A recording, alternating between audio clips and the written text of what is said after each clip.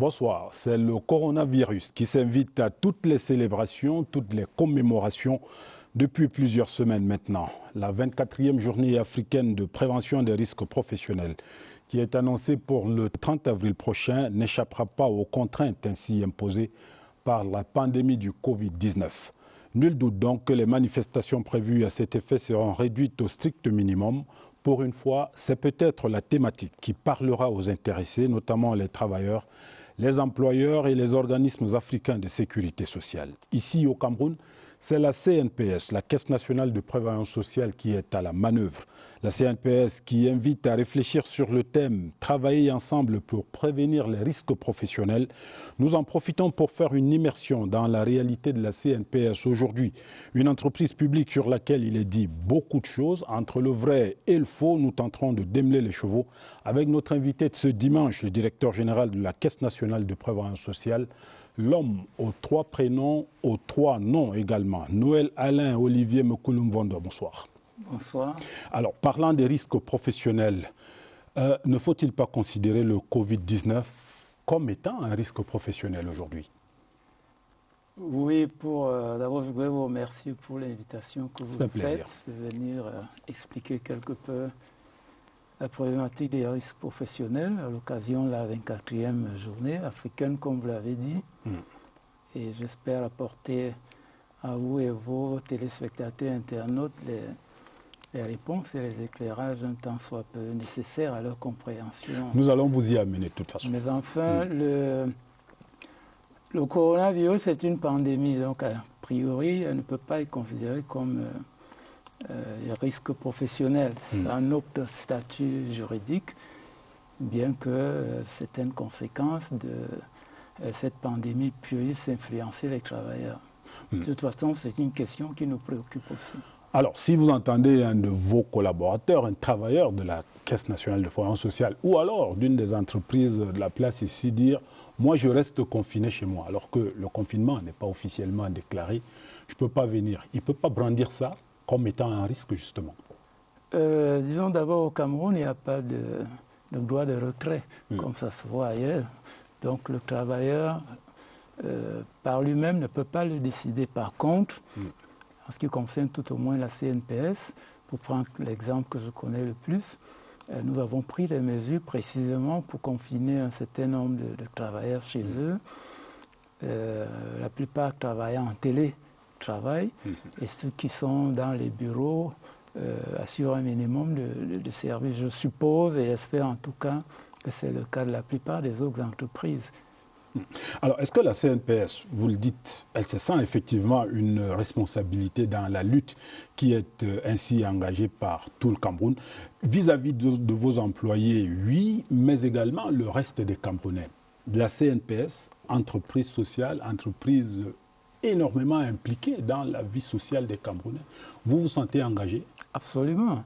Absolument, non seulement parce que le gouvernement l'a décidé, donc nous devons appliquer les prescriptions gouvernementales, mais qui plus est, la CNPS est une entreprise et sociale et à responsabilité sociétale. Donc nous assumons pleinement cette responsabilité, autant vis-à-vis de nos propres travailleurs à nous qu'à l'égard des autres travailleurs camerounais. Et à propos justement de risques professionnels, ce volet-là au niveau de la CNPS, dans le volume de vos activités, que pèse le risque professionnel dans le volume de vos activités? Il est vrai qu'on parle beaucoup plus des pensionnés lorsqu'on évoque la CNPS, mais il n'en demeure pas moins que les risques professionnels restent une activité fondamentale dans nos missions et elle nous occupe autant qu'elle nous amène à faire un certain nombre de dépenses. Elle nous occupe parce que nous faisons la prévention auprès des entreprises qui sont immatriculées auprès de nous. Et nous assumons des prestations sociales relatives aux maladies professionnelles, aux accidents du travail. Donc nous sommes totalement immergés dans la question. Qu'est-ce que vous répondez à ceux qui estiment ou qui pensent que justement le risque professionnel est un peu le parent pauvre des activités de la CNPS? En termes de visibilité médiatique, donc on pourrait le penser, mais cela prend une grande partie de nos activités. Je vous donnerai un ou deux chiffres. En 2019, nous avons effectué 632 visites en entreprise. Donc, nous faisons des visites auprès des entreprises pour nous assurer que les mesures de sécurité et santé au travail sont respectées. Nous leur donnons des conseils pour optimiser cette prévention, mais aussi lorsque, le cas échéant, lorsqu'il y a des accidents, des maladies professionnelles, nous prenons cela en charge. En 2019, nous avons payé pour environ 3 milliards de prestations sociales relatives à la réparation des accidents du travail. Mais il n'en demeure pas moins que d'aucuns estiment que ce n'est pas assez contraignant vis-à-vis des employeurs. Oui, il faut le dire, c'est notre législation, malheureusement, qui pourrait évoluer de ce point de vue. C'est-à-dire que ce n'est pas la faute à la CNPS? Non, parce que nous n'avons pas la possibilité, par exemple, de sanctionner les employeurs qui ne respectent pas tout à fait les mesures de prévention, des risques professionnels. Nous nous limitons, de par la législation, à leur administrer des conseils, leur dire comment ça se passe, comment prévenir ces accidents qui peuvent avoir des conséquences graves, y compris dans leur exploitation. Donc, ils ont d'ailleurs tout intérêt. Nous nous attachons à leur démontrer, à assurer cette prévention. Monsieur le directeur général, concrètement, cette 24e journée africaine de risque professionnel, elle va se dérouler comment ici au Cameroun? J'imagine que ça va se faire simultanément dans les autres pays africains membres de votre réseau, mais ici au Cameroun, ce sera comment? Tout à fait. Au Cameroun, d'abord, l'Inter-Africain de la prévention des risques professionnels, notre organisation régionale, a prévu précisément que chacun des pays, compte tenu de la situation pandémique actuelle, organise de la manière la plus appropriée les activités liées à cette journée. Donc au Cameroun, nous tenons compte naturellement des prescriptions gouvernementales. Nous ne ferons plus de grandes réunions, de grandes assemblées. Nous procéderons davantage par téléconsultation, télédiscussion. Donc ces manifestations des à minima. Peut-être pas à minima, oui, en termes de présence physique, mais non moins intense, parce que nous ne renoncerons pas à la qualité des discussions entre techniciens, entre entreprises et avec la CNPS. Donc, la seule différence sera dans les lieux de regroupement qui ne seront plus les mêmes. Par contre, avec l'outil Internet, vous verrez que nous assurerons exactement la même qualité de discussion. Monsieur le directeur général de la CNPS, je vais vous proposer de répondre tout à l'heure aux questions de nos internautes, questions qu'ils vont vous poser à la suite, après avoir visité nos plateformes digitales, Facebook, Twitter et CRTV Web. De nombreuses questions vous sont posées. Elles sont recueillies pour nous par Elvis Mbimba. Toujours dans cette émission, le regard de quelques responsables syndicaux sur la gestion des risques professionnels au Cameroun. Notre semaine politique et sociale également. Actualité hebdo, questions cash, réponses sans langue de bois. Nous poursuivons l'exercice tout à l'heure. À tout de suite.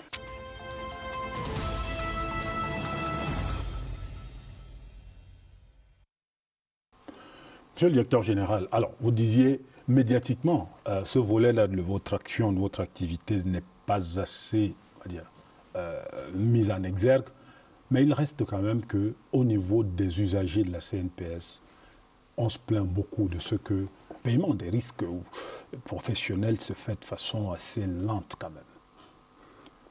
Cela est compréhensible, mais la CNPS est tout à fait justiciable de, entre guillemets, cette lenteur qui ne dépend pas toujours de nous.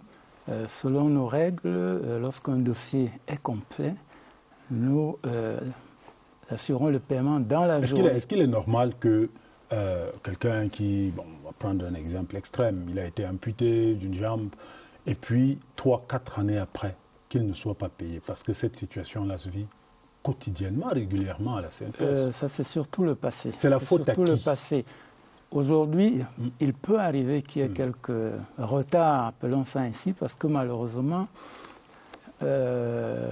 toute la chaîne d'actes ne dépend pas exclusivement de la CNPS. Je prends l'exemple d'un accident de trajet. un travailleur qui part de son domicile pour son lieu de travail ou l'inverse et qui a un accident. La CNPS ne peut pas intervenir tout de suite parce qu'il nous faut un procès verbal de constat d'accident fait par une autre administration. Cela peut prendre beaucoup de jours, pour le moins, disons-le ainsi. Et tant que nous n'avons pas ce document, nous ne pouvons pas prendre cela en charge. Ça, c'est la législation. Mais aussitôt que l'ensemble des documents est à la disposition de la CNPS, rassurez-vous, la prise en charge est immédiate. Immédiate, c'est-à-dire dans la semaine, dans le mois qui suit? Dans la journée. Dès que le dossier est complet et qu'il est déposé, il nous faut 1 heure pour régler la question. Alors ça, c'est depuis quand exactement? Ça fait depuis à peu près 2 ans que nous avons la possibilité de le faire dans la journée. C'est pourquoi je disais, les situations de dossiers qui avaient traîné plusieurs années, c'est du passé, c'est révolu, mais il peut arriver qu'un dossier traîne aujourd'hui plusieurs mois, peut-être plusieurs années, parce que tous les documents ne sont pas mis à la disposition de la CNPS. Il y a des actes qui dépendent, je vous l'ai dit, de certaines administrations. Nous n'avons pas la possibilité de les comprendre. Alors, cette célérité-là, c'est quoi? C'est la conséquence, on va dire, d'une certaine digitalisation des activités? Absolument. Nous avons la possibilité aujourd'hui, avec nos systèmes d'information, dans la mesure où toutes les données du travailleur et de son employé sont dans notre système, nous avons la possibilité de régler cela en quelques heures, en quelques minutes, même parfois. C'est le système d'information, c'est la digitalisation, comme vous le dites, d'autres utilisent le concept de numérisation, mais enfin, ça veut dire exactement la même chose. Monsieur le directeur général, quelle perception les responsables syndicaux ont-ils de la gestion, justement, des risques professionnels par la CNPS?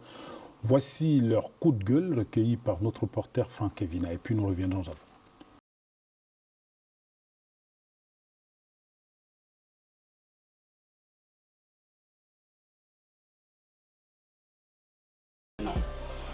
Oui, parce que pratiquement nous pouvons dire qu'au Cameroun, il n'y a que 20%, je dis bien 20% des entreprises qui appliquent cet arrêté 039, 20%.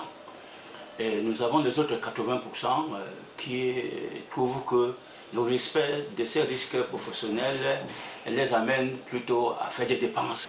C'est d'abord à tort parce que effectivement nous rencontrons que dans ces entreprises il y a de plus en plus des risques professionnels, que ce soit les accidents de travail, que ce soit les maladies professionnelles. Et je dirais aussi que nous avons aujourd'hui, vous savez que dans le secteur formel nous n'avons que 10% de la population active et les 90% sont dans le secteur informel. Ce secteur informel, eux, ne connaissent pas ce qu'on appelle les mesures de la santé au travail. Il y a beaucoup d'employeurs qui se fichent pas mal, d'autres ignorent totalement et puis ils n'acceptent pas notre interpellation parce que aujourd'hui c'est une affaire de tous.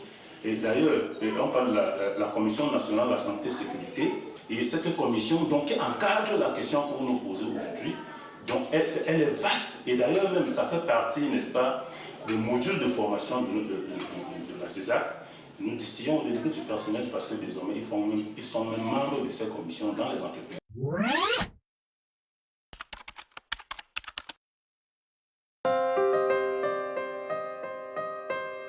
Oui, nous pouvons dire même un grand risque, bien que ce ne soit pas une maladie professionnelle, puisque le Covid-19 s'inscrit dans le cadre d'une pandémie mondiale. Et aujourd'hui, ça devient une très grosse difficulté pour les travailleurs. Aujourd'hui, quand on est en face de chefs d'entreprise, n'est-ce pas, qui ne veulent pas savoir si leurs travailleurs sont sains ou d'autres ne sont pas sains et tout le reste, ils ne mettent pas vraiment ces pratiques en exécution. Il y a un problème. Les travailleurs sont les plus protégés, les plus exposés pour ce qui concerne la contagion de ce virus. Bon, malheureusement, nous avons plutôt vu certains employeurs aller dans le sens de demander à l'État comment l'État pouvait essayer de les appuyer dans la gestion financière de leurs entreprises qui devaient avoir des répercussions, mais très peu on parlait de la protection des travailleurs. Heureusement que nous travaillons avec le Bureau international du travail qui nous a fait parvenir certaines informations que nous cherchons que nous remettons à nos représentants qui sont dans certaines entreprises pour pouvoir essayer de protéger les travailleurs. Mais nous avons aussi fait des tours. Et dans certaines entreprises, nous avons constaté qu'il y en a certaines entreprises qui ont vraiment pris les dispositions pour protéger les travailleurs et d'autres qui tiennent encore le pas. Monsieur le directeur général, on entend les syndicalistes. Alors, il y a une question qui revient, qui est une sorte d'accusation à l'endroit des entreprises. Comment contraindre les entreprises à, on va dire, à accélérer le traitement justement de ces risques-là ou la prévention de ces risques-là au niveau des entreprises? D'abord, je voulais dire que je suis totalement, une fois n'est pas coutume, d'accord avec ce que... Avec les syndicalistes. Les syndicalistes, tout à fait. L'État a plusieurs instruments de contrôle. Je vous ai dit, la CNPS s'occupe de la prévention, mais n'a pas les moyens de sanction. Donc, nous ne pouvons pas sanctionner une entreprise qui ne respecte pas les mesures de prévention des risques professionnels. Nous arrivons à la réparation. Au stade de la réparation, par contre, il y a des administrations comme l'inspection du travail, dont c'est le rôle un peu, parce qu'il y a des mesures même judiciaires que l'inspection du travail peut engager.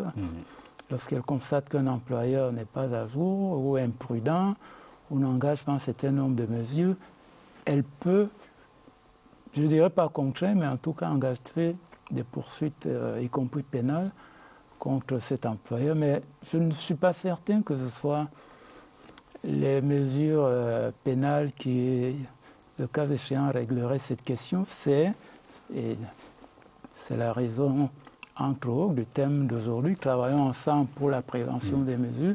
C'est quelque chose de synergique.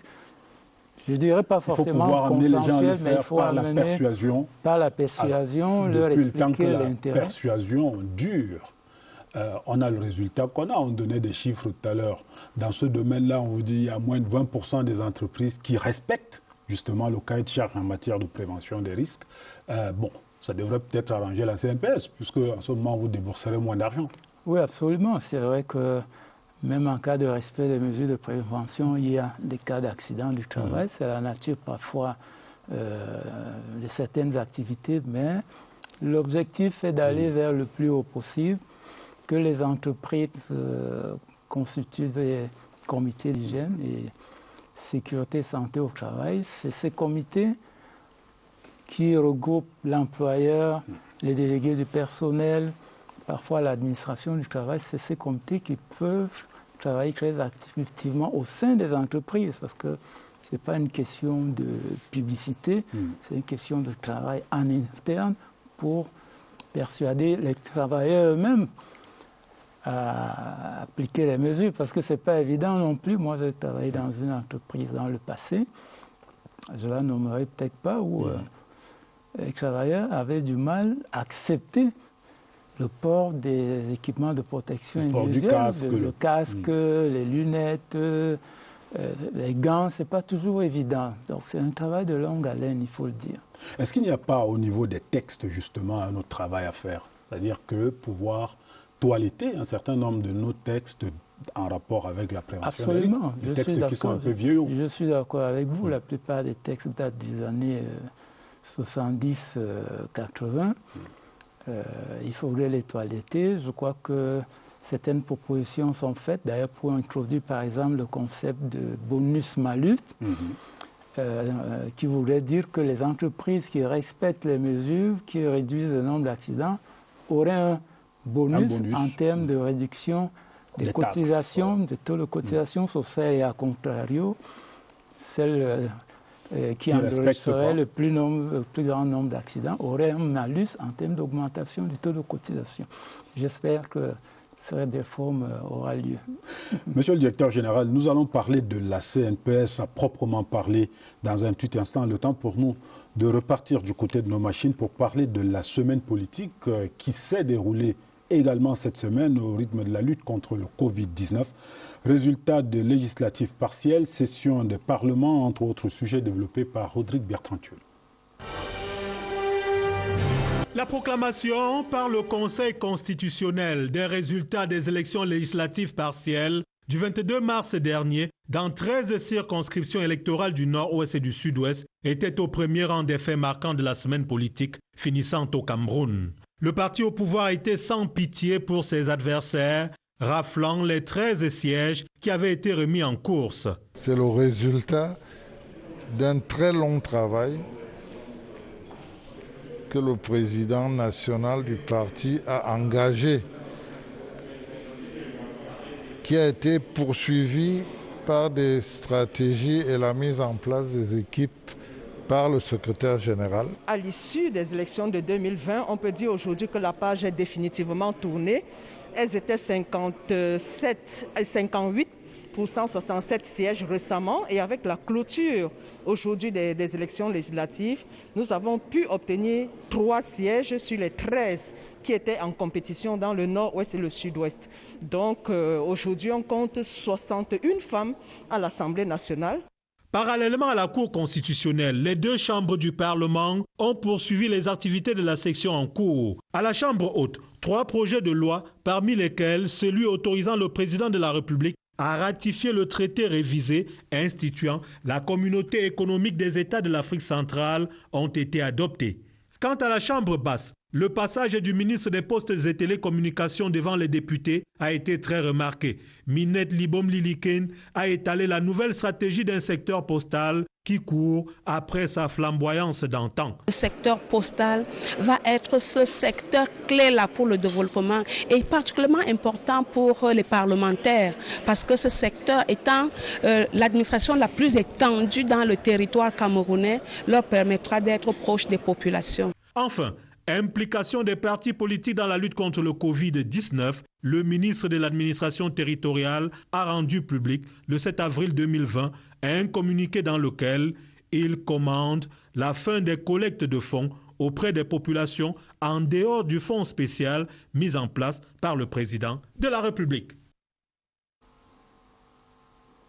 Alors, monsieur le directeur général a proprement parlé de la CNPS, la Caisse nationale de prévoyance sociale. Pour la plupart, les organismes de sécurité sociale de par le monde sont, on va dire, déficitaires. Comment se porte la CNPS ?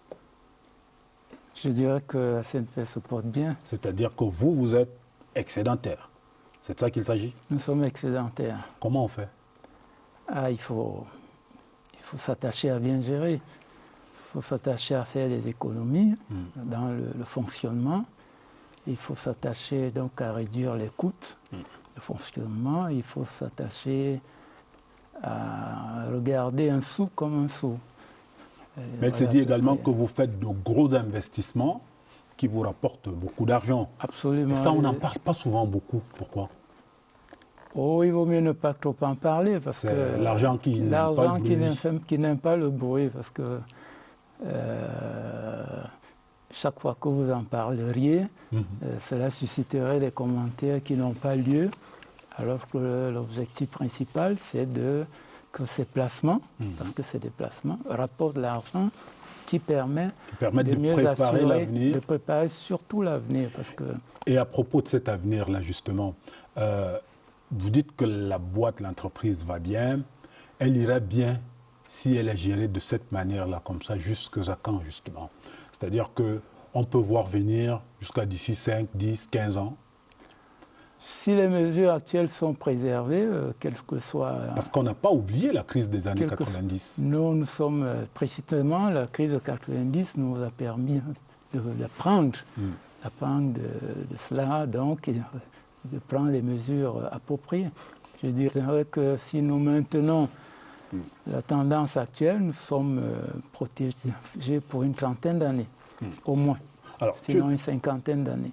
Monsieur le directeur général, je vous l'annonçais tout à l'heure, Elvis Mbimba a rassemblé pour nous, on va dire, l'essentiel des questions que les internautes qui ont été contactés, qui ont été invités à vous poser des questions qui vous sont donc posées. On va y aller pas à pas. Je vous le dis, Nadège Tessomo dit à cause du Covid-19, des entreprises pourraient ne pas être à même de payer les salaires. La CNPS ne peut-elle pas les aider en payant par exemple un mois de salaire? Mais ce n'est pas notre rôle. C'est pas notre rôle, c'est à nous donner un rôle. Bon samaritain là déjà. Non, l'État, le cas échéant, l'État pourrait éventuellement donc le faire, mais ce n'est pas notre rôle.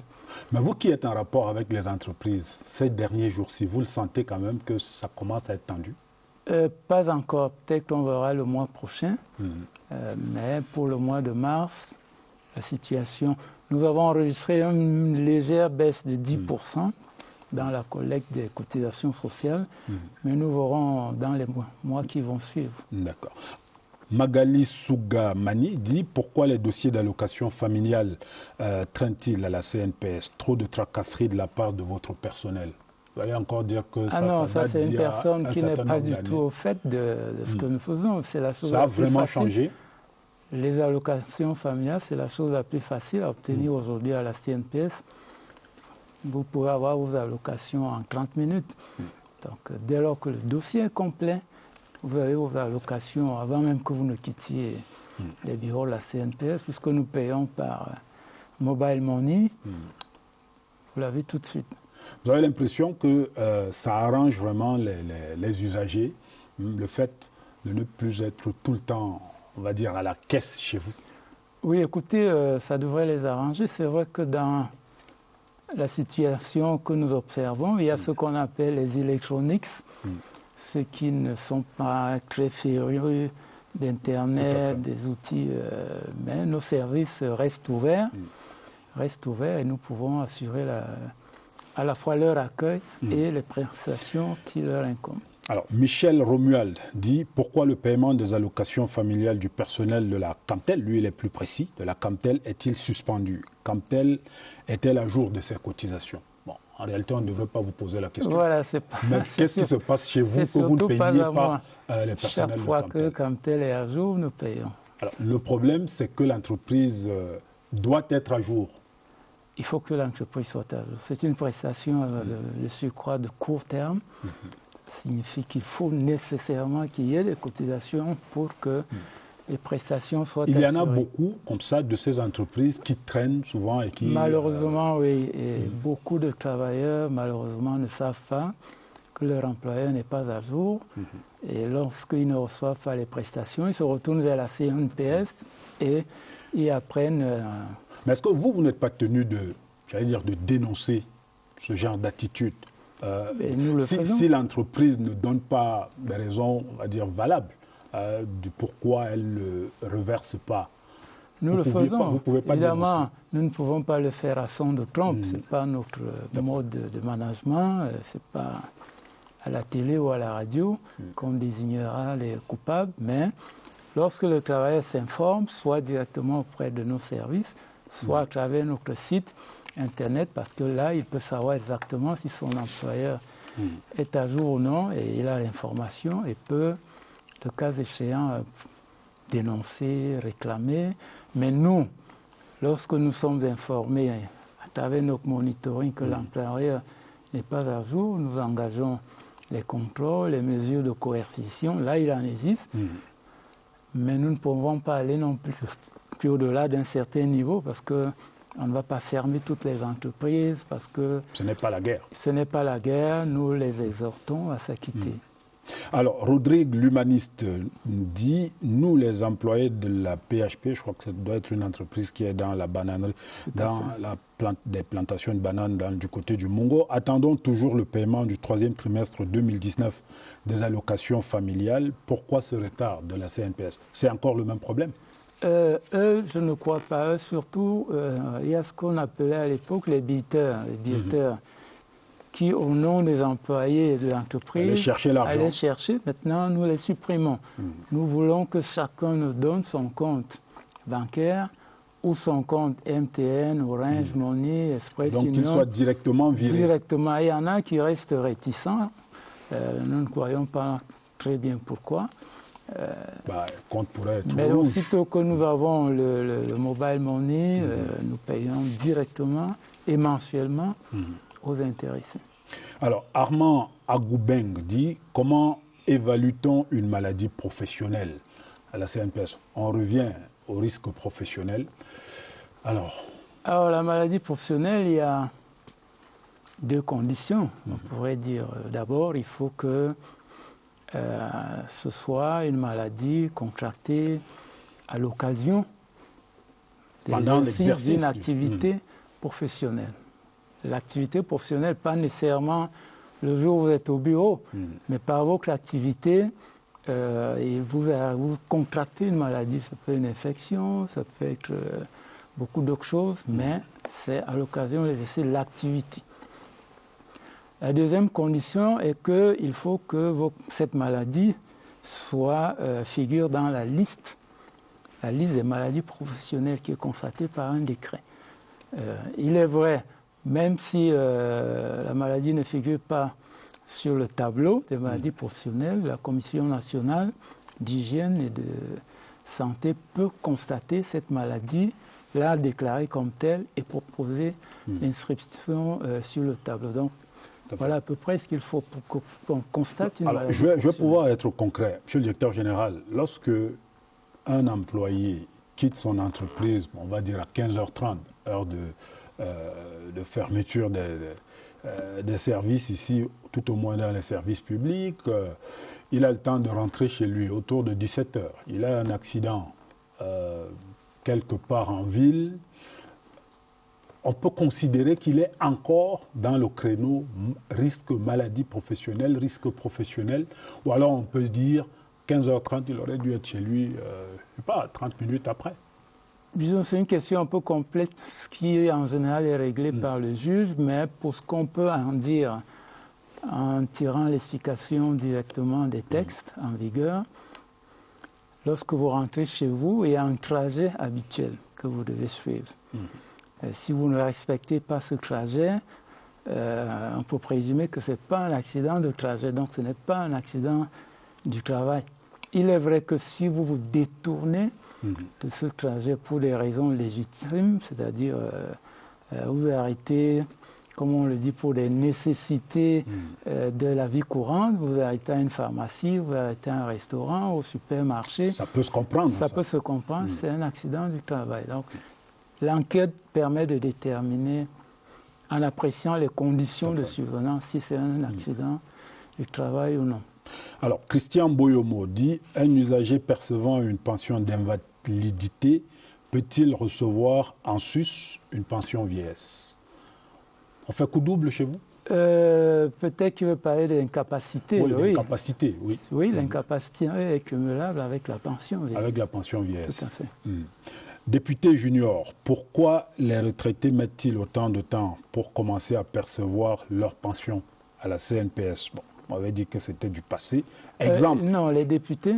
Lui, il se fait appeler député junior. Ah, c'est son nom, d'accord. C'est son nom sur Internet, c'est virtuel. Alors, autant de temps donc pour commencer à percevoir les pensions. Il prend l'exemple, le cas des retraités du département des Hauts-Plateaux. Mais non, il n'y a pas de retraités d'un département, ça n'existe pas. Il y a un traitement particulier. Il y a des retraités d'une entreprise. Il n'y a pas de retraités d'un département ou d'un arrondissement. Donc, j'ai du mal à... En règle générale, je vous l'ai dit, si vous prenez la retraite, nous sommes en avril, aujourd'hui, vous avez demain, je dis bien demain, en tout cas avant la fin du mois, la pension du mois et le rappel dans votre compte bancaire pour toute la période. Donc, si vous, évidemment, en retenant mon exemple précis, vous n'avez pas droit à un rappel, donc le lendemain, vous avez droit à vos pensions lorsque votre dossier est complet. Quand le dossier est complet. Mais c'est là le problème, justement. Alors, pourquoi c'est de moins en moins le problème. C'est de moins en moins le problème dans la mesure où nous avons extrêmement facilité la constitution du dossier. Il y a quelques années, il fallait une quinzaine de pièces pour constituer un dossier de pension. Aujourd'hui, il n'y en a que 3. On vous demande 3 pièces. Vous pouvez les constituer en une journée. Donc, il n'y a plus de raison de traîner pour la constitution de vos dossiers. Mais il reste entendu que, malheureusement, beaucoup d'entreprises, en tout cas un certain nombre, ne sont pas à jour de leur cotisation. C'est-à-dire que le problème, ce n'est pas la CNPS. Ça ne pourrait jamais plus être la CNPS. Ça ne pourrait plus jamais être la CNPS parce que nous prenons en charge en temps réel. En temps réel, c'est 1 mois maximum.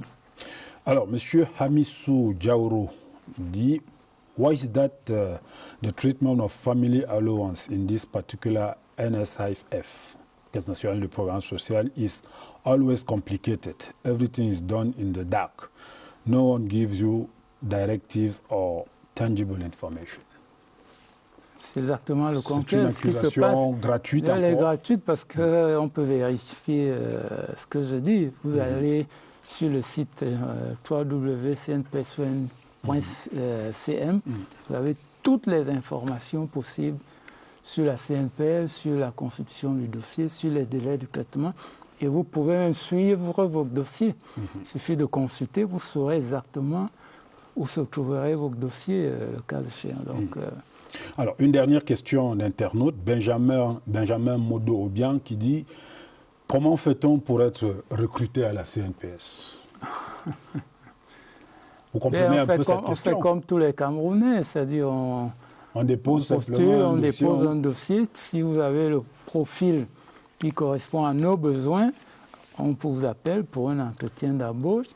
Et si vous êtes performant, on peut vous recruter. Mais on ne peut pas recruter tous les Camerounais. Ça a l'air si simple, dit comme ça. C'est exactement cela que nous faisons. Évidemment, si vous avez 1000 dossiers, vous n'avez pas recruté 1000 personnes. Mais là, j'en profite justement. Où est-ce que vous en êtes avec, on va dire, le toilettage de votre fichier personnel? Quand vous êtes arrivé aux commandes de la CNPS, on en a beaucoup parlé à un moment donné. On a mis plein de personnes à la porte pour faux diplômes, pour ceci ou pour cela. Où est-ce qu'on en est? Cette histoire-là est terminée aujourd'hui? Les faux diplômes, c'est terminé parce qu'aujourd'hui, quand on vous recrute, on vérifie l'authenticité de vos diplômes auprès des administrations compétentes. Donc, il n'y a plus de cas de faux diplômes. Mais nous avons une situation de personnel qui correspond peu ou prou à l'activité que nous réalisons. Évidemment, nous venons à ce propos de lancer une opération de départ volontaire. Ceux qui veulent partir, nous leur accordons un pécule relativement consistant pour qu'ils puissent s'installer ailleurs éventuellement. Ça veut dire quoi? Qu'il y aurait trop de monde dans la CNPS? Proportionnellement, nous sommes en excédent de personnel, proportionnellement. Alors, nous disons un grand merci à Elvis Mimba qui a compilé ces questions des internautes et les a mises à notre disposition. Monsieur le directeur général, nous reparlerons de la CNPS tout à l'heure. Le temps pour nous de faire un tour du côté de nos machines pour parler de notre semaine sociale. Encore une fois, le coronavirus tourne autour. Agnès Solange-Abessoui. La généralisation du port du masque à compter de lundi 13 avril 2020 dans tous les espaces ouverts au public. Cette nouvelle mesure pour renforcer le dispositif de lutte contre le coronavirus au Cameroun. En tête, la généralisation du port du masque de protection pour tous et partout à partir de ce lundi 13 avril. Annonce faite jeudi par le Premier ministre chef du gouvernement à l'issue de la séance de travail par visioconférence. Joseph Diongouté présidait une autre réunion interministérielle d'évaluation de la riposte contre la pandémie. Sur le terrain, pas de répit. De nouveaux cas de personnes positives au Covid-19 sont régulièrement enregistrés au centre d'opération des urgences de santé publique à Yaoundé. Parlant des décès par contre, la courbe reste stable. L'on note également une belle évolution des chiffres concernant les cas guéris. Mais le Cameroun se prépare au pic par l'augmentation des capacités d'accueil en construisant des centres d'hospitalisation. Des nouvelles rassurantes aussi pour les élèves des classes d'examen. La reprise de l'école à travers la télévision nationale depuis l'arrêt des cours, c'était le lundi 6 avril. Le projet dénommé Focus sur les examens, porté par les deux ministères de l'éducation de base et des enseignements secondaires, vise à dispenser les leçons sur la CRTV Télé, le poste national et sur CRTV Web pour les candidats du sous-système anglophone et francophone. Au terme de la semaine test, l'on retient que les enseignants ont pris la pleine mesure du programme et les enfants totalement dans le bain. Le MINSEC œuvre pour toutes les classes, pas seulement les classes d'examen. Nous allons communiquer le programme dans les jours à venir. Cette semaine n'était qu'une semaine de test et tout se passe très bien. Nous ne sommes pas juste à la télévision. Nous sommes sur Facebook, sur Twitter, sur YouTube et bien encore. Nous avons également un numéro de téléphone WhatsApp qui lui aussi sera communiqué très prochainement. Nourri d'enseignements mais aussi d'aliments, du pain béni pour les agriculteurs. Car pour l'heure, aucune menace ne plane sur la sécurité alimentaire au Cameroun. Assurance du ministre de l'Agriculture et du Développement rural jeudi dernier. C'était lors du lancement de la campagne agricole pour l'année 2020. Gabriel Mbaye-Robé a saisi l'occasion pour dévoiler le plan de riposte du gouvernement face au coronavirus qui va permettre d'éviter les tensions qui pourraient secouer le grenier national les prochains mois. La campagne écoulée a connu une augmentation significative de la production de la plupart des produits agricoles. Certaines ont même dépassé les prévisions. Les résultats de l'analyse du cadre harmonisé du mois de mars 2020 a révélé que sur 58 départements analysés, on peut dire qu'il n'y a pas de situation de famine au Cameroun. En ce qui concerne la réduction des risques de pénurie alimentaire par le développement de cultures vivrières à cycle court et de grande consommation, le MINADER met à disposition des agriculteurs de cette région méridionale un total de 1649,2 tonnes de semences certifiées de maïs. Plus de 60 tonnes de semences de riz pluvial, y compris le riz pluvial de bas-fond, sont en cours de distribution aux agriculteurs dans la zone méridionale.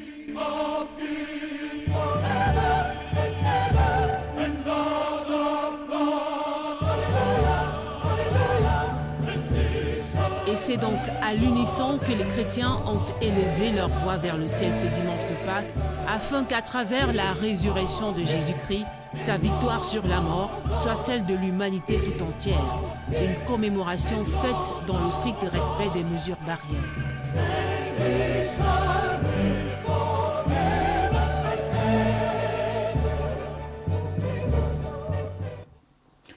Monsieur le directeur général, il fut un temps où, au niveau de la CNPS, il y avait, on ne va pas dire un gros problème, mais quelques petits soucis quand même avec et les syndicats et les délégués du personnel d'un côté, et puis le directeur général.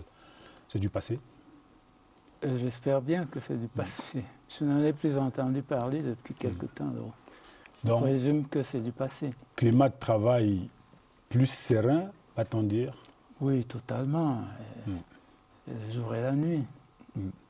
Alors, est-ce qu'au niveau du personnel, justement, on va dire qu'on le ressent, si on estime que le directeur général est un peu distant?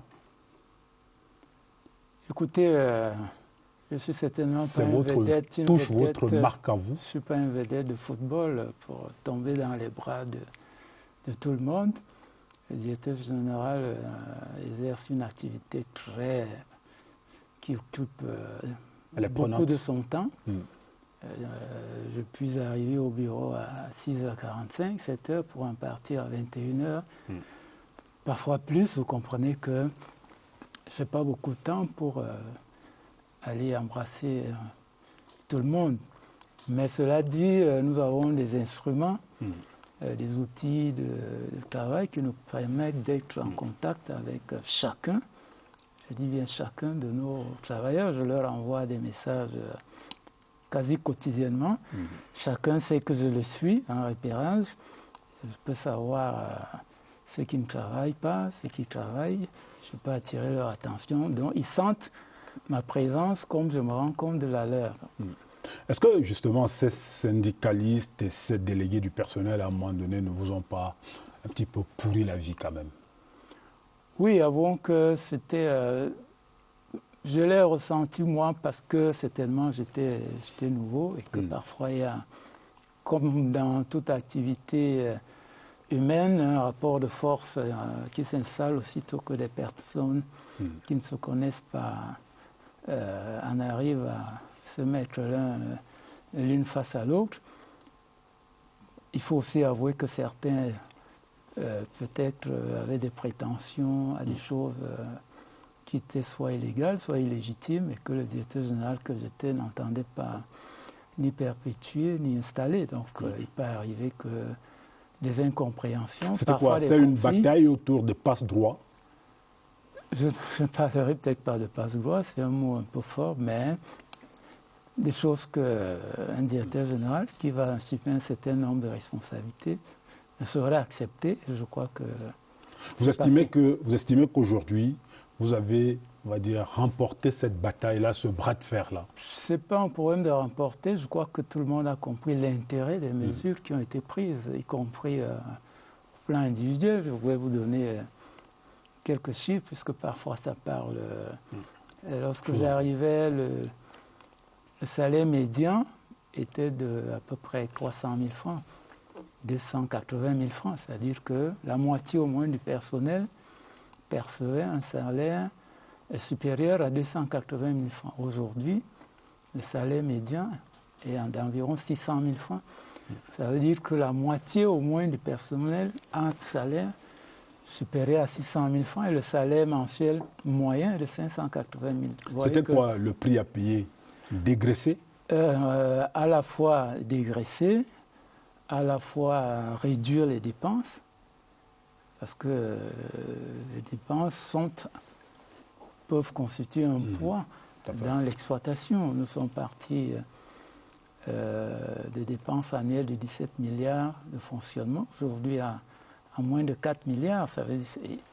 C'est parce qu'il faut serrer les vis, c'est pas que les dépenses avant étaient faites à l'emporte-pièce, mais compte tenu des objectifs et des modalités ou des modes de gestion que le directeur général que je suis instauré, il y a des dépenses qui n'étaient plus nécessaires, qui ne le sont plus. Donc, ces économies sont reversées à la fois dans les résultats et dans le salaire du personnel. Nous venons encore, c'est le deuxième chiffre, de distribuer des primes de résultats de plus d'1 milliard il y a quelques jours à nos personnels.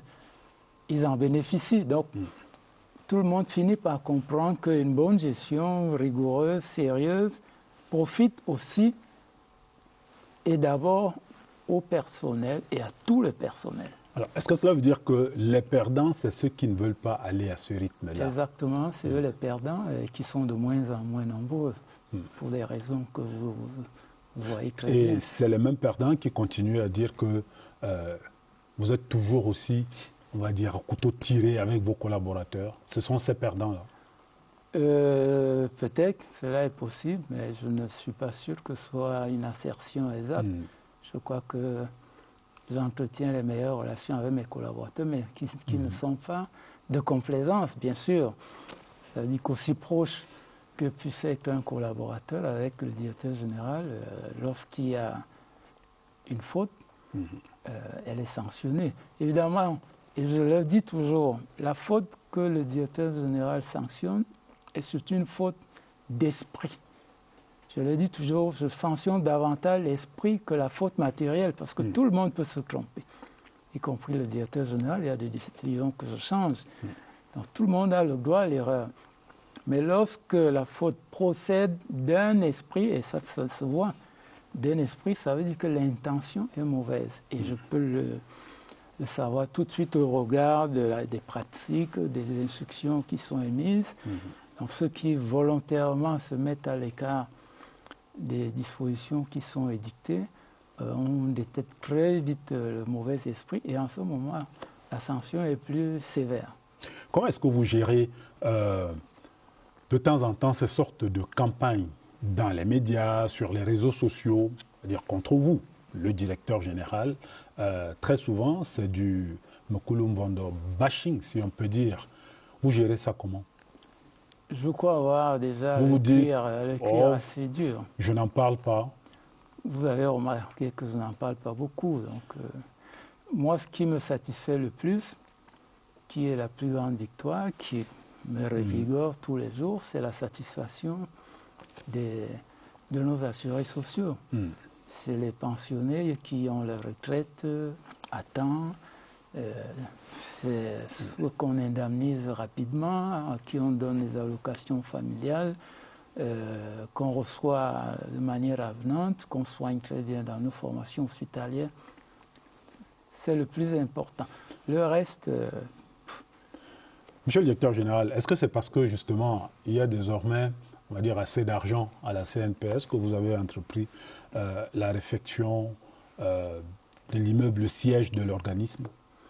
Oui, nous pouvons nous permettre cela aujourd'hui. C'est des frais assez lourds. Nos trésoreries, notre plan de trésorerie à moyen et à long terme nous permet très aisément de mener jusqu'au bout ces travaux. Et ça s'achève quand, justement? Parce que l'impression qu'on a, c'est que ça commence à traîner. En principe, oui, nous avons un retard, il faut le dire. En principe, les travaux devraient s'achever en juin. En espérant que la pandémie ne va pas davantage retarder les travaux. Mais toutes choses étant égales par ailleurs... On met tout sur le dos du coronavirus maintenant. Hein? Toutes choses étant égales par ailleurs, c'est juin. Donc je suis précis. Monsieur le directeur général, on va boucler notre entretien par où nous avons commencé, les risques professionnels, journée africaine de risques professionnels, 24e édition.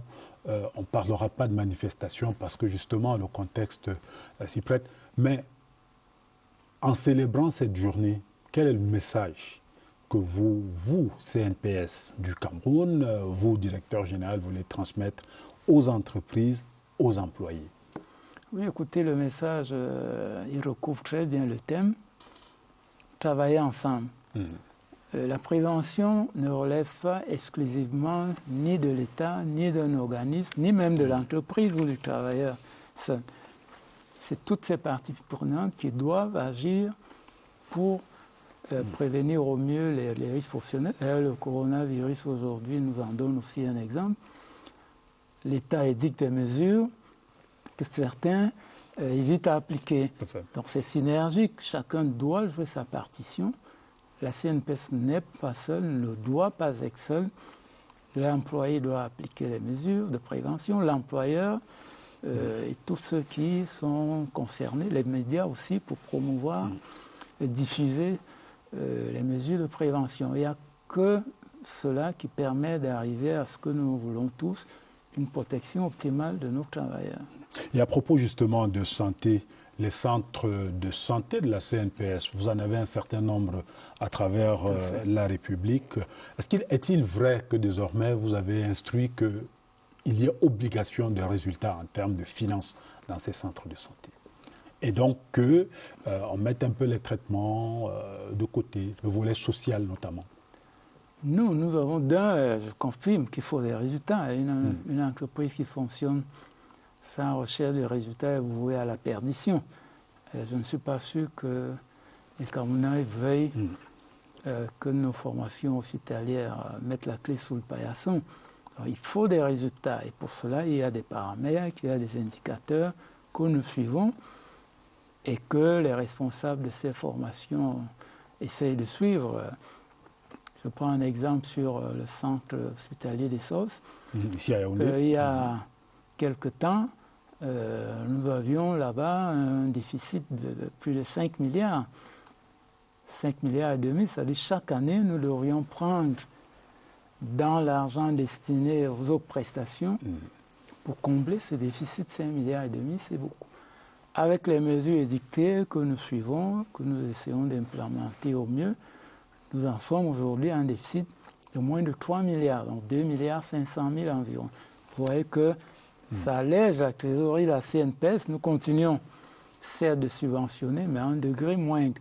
Mais vous remarquerez aussi, tous ceux qui y vont peuvent l'attester, que la qualité des prestations a accru. Ça veut dire que l'un et l'autre ne sont pas exclusifs. Nous réduisons les dépenses, mais en même temps, nous améliorons la qualité du service. Évidemment, nous ne pouvons pas recevoir tout le monde sans être rétribués. Nous avons néanmoins une enveloppe sociale, d'aide sociale.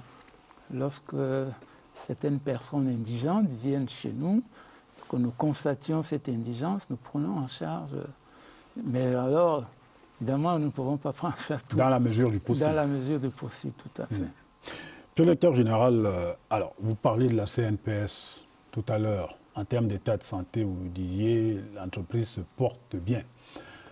Sur la trentaine des années à venir, vous êtes aise aujourd'hui de dire nous pouvons tenir, vous l'avez dit tout à l'heure, nous pouvons véritablement absolument, tenir. Il n'y a aucun doute là-dessus, à condition que le mode de gestion reste tout aussi rigoureux, que les paramètres économiques ne changent pas, parce que l'étude actuelle que nous avons effectuée est sur la base des conditions économiques. Si elles sont totalement bouleversées, vous comprenez que la donne va changer. Mais toutes choses étant égales par ailleurs, je dirais même que nous sommes partis pour les 50 prochaines années sans difficulté particulière. Quel est le bilan que vous faites de l'opération qui visait à intéresser et les étudiants et les gens du secteur informel et les individus à venir être pensionnés ou à s'abonner à la CNPS? C'est l'assurance volontaire. Les gens sont vraiment venus, l'assurance volontaire? Oui, ils sont venus, mais pas au niveau que nous escomptions, malheureusement. Nous avons à peu près 180 000 assurés volontaires. Nous en attendons beaucoup plus. Je dirais même quelques millions, parce que ça s'adresse essentiellement, vous en doutez, au secteur informel, qui est relativement important, comme vous l'avez suivi tout à l'heure de la part de certains intervenants. Évidemment, les mesures que nous avons prises pour à la fois sensibiliser les gens, les habituer un peu à nous faire confiance, à s'immatriculer, à payer leurs cotisations, sont parfois limitées par la législation qui, là aussi, je l'espère, va évoluer de manière, par exemple, à leur permettre de bénéficier des prestations dites de court terme.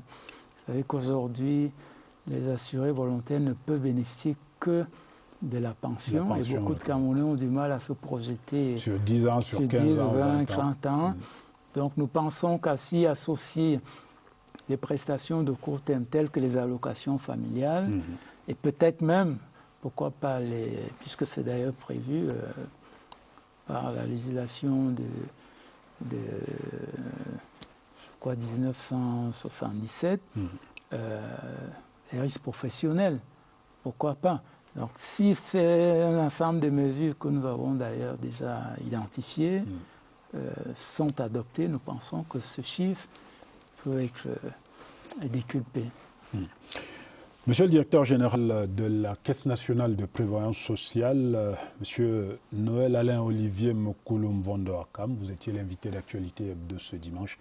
Merci de votre disponibilité. Je vous remercie surtout pour vos questions. J'espère avoir un temps soit peu apporté les éclairages, sinon les réponses aux préoccupations de vos téléspectateurs et internautes. Nous pensons bien. Madame, Monsieur, Actualité Hebdo s'achève. Merci de votre aimable attention. Restez en compagnie des programmes de la CRTV. Bonsoir, bon dimanche, joyeuse Pâques encore.